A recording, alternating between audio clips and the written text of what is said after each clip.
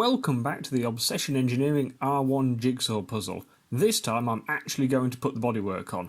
Promise! After a couple of small jobs.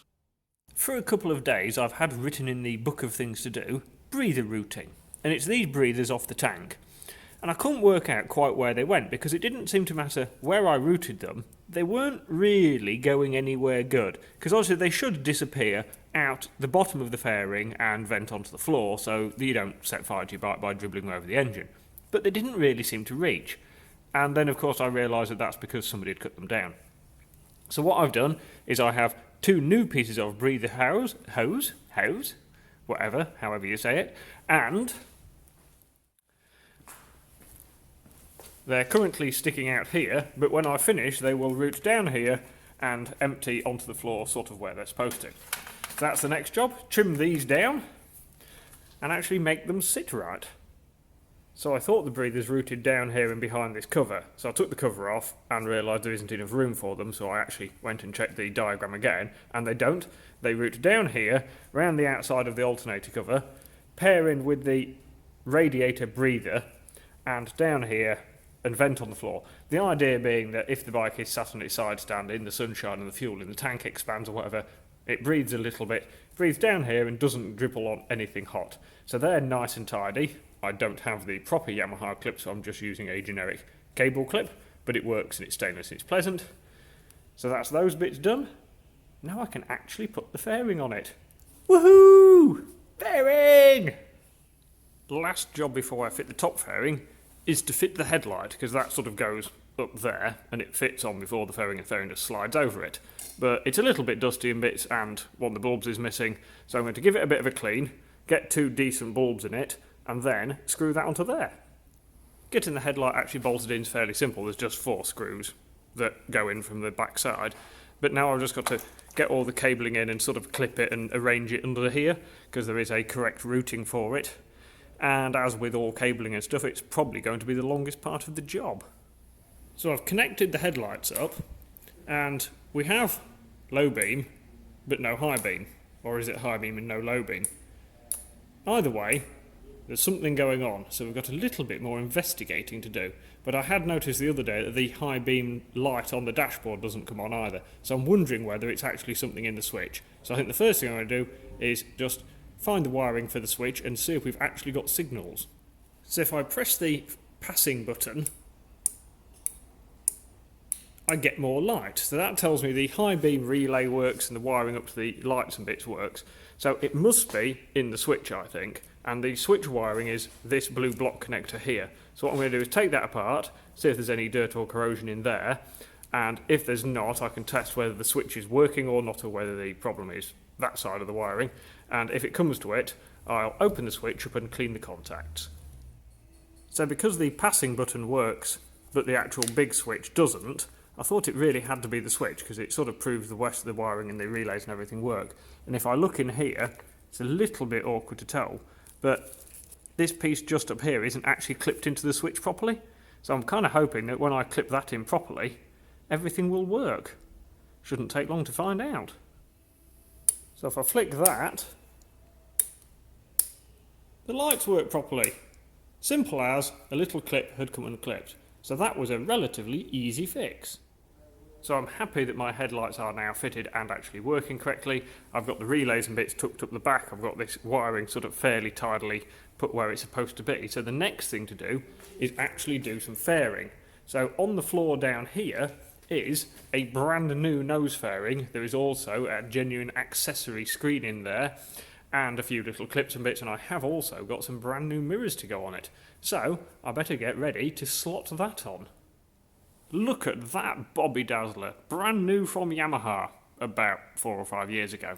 And I've also got what I originally thought was a genuine accessory screen. It's actually a power bronze one, but it looks nice. I don't mind a double bubble because I'm quite tall, it helps keep the wind off me. What I didn't have was the correct fasteners though. So I have for now some nice stainless screws, some big washers so they don't pull through the screen, and some nylock nuts. It should be on like rubber well nuts, but I don't have any, and I will probably get them and replace them later.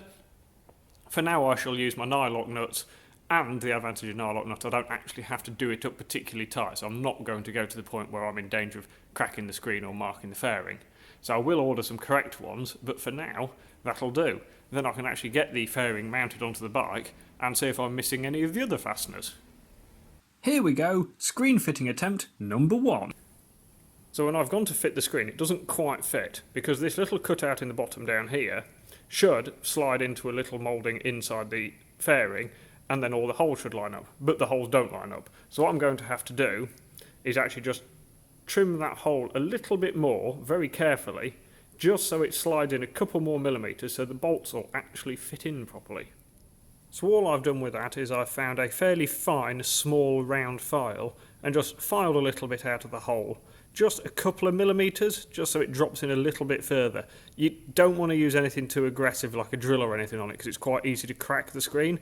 So a little round file that's relatively smooth for a file, that's just done the job quite nicely.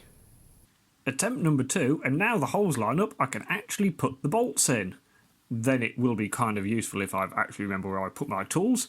Get the Allen key and the spanner on the job, and before you know it, a little bit of twizzling, and all the bolts had just nipped up.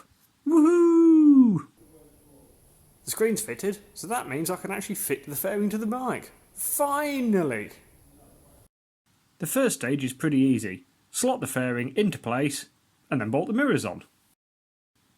Stage 2 is to fit the bolts that go through the back of the headlight mouldings into the fairing. They're self-tapping type screws, and they are a little bit tight because the fairing's never been used before. Didn't also help that one of the holes has moulded the wrong shape, so I had to use a different bolt. But it doesn't take long before it's bolted on. Distinct progress because the fairing is fitted to the bike. The only slight gain was that the little self-tapping screws that go here and at the bottom, Andy had got the correct ones, and then it turns out the holes in the fairing had actually been drilled or moulded a little bit too big, so you could just throw them in the hole. So I've ended up trying to fit some slightly different ones, but they are now fitted and everything is tight, so that'll do. And I think it's looking pretty good. Time to move on to some side panels. Next step is to unwrap the side panels, give them a bit of a wipe over and a bit of a clean, and remove these nasty little flush fitting indicators and fit the correct ones that I have on the bench. Has to be said, the panels are in decent condition. There are a few little stone chips and a few little marks and bits here and there, but for 23 years old, they're in pretty good nick. So I'm going to give them a little bit of a buff over with some polish, take the indicators out, slot the other indicators in, job's a carrot. So that's the first panel tidied up and the indicator fitted. I've cleaned inside as well. Even though it's the inside of the panel you can't see it, you should still clean it. It's a little bit like your bum. You might not be able to see it, you should still wipe it. Conveniently on these little ridges that sometimes get cut out when people fit different indicators, they were still there, so the indicators actually fit correctly. So now that one's ready, I'm going to go and bolt it to the bike, see if I've actually got the right fasteners. Not only do we have a panel fitted on this side of the bike, I've got one fitted over here as well, and they're looking pretty darned good. I will admit the fairing fasteners, some of them aren't particularly shiny. I had them replated and they've just not come out quite as new looking as I'd like, and I'm missing a couple of 5mm screws that hold these little trim panels in at the front. But in general, we're looking pretty good. I've not run out of fasteners yet apart from those ones. So I think the next thing to do is clean up the belly pan and pop that on. From a distance, this looks suspiciously like a finished motorcycle. And it isn't far off, but there are a few little details yet to be addressed. I am short of a few little fairing fasteners. Not the end of the world, but you don't want the fairing falling off. There are a few marks on this belly pan as well, which is a bit of a shame, so I might, at some point, get it refinished. I definitely need to give it a better clean, because some of these sort of smeg down the front is not coming off very easily, so that needs a proper polish. But we're not looking too bad at all, really. Few new fasteners, bit of spit and polish, we're not going to be far off. I may have to address the red anodised rear sprocket. The more I look at it, the less offended I am, but it's not really my favourite thing. But all in, it's looking pretty good. A few minor details, and it'll be time for an MOT and a road test. Eventually, when the weather improves.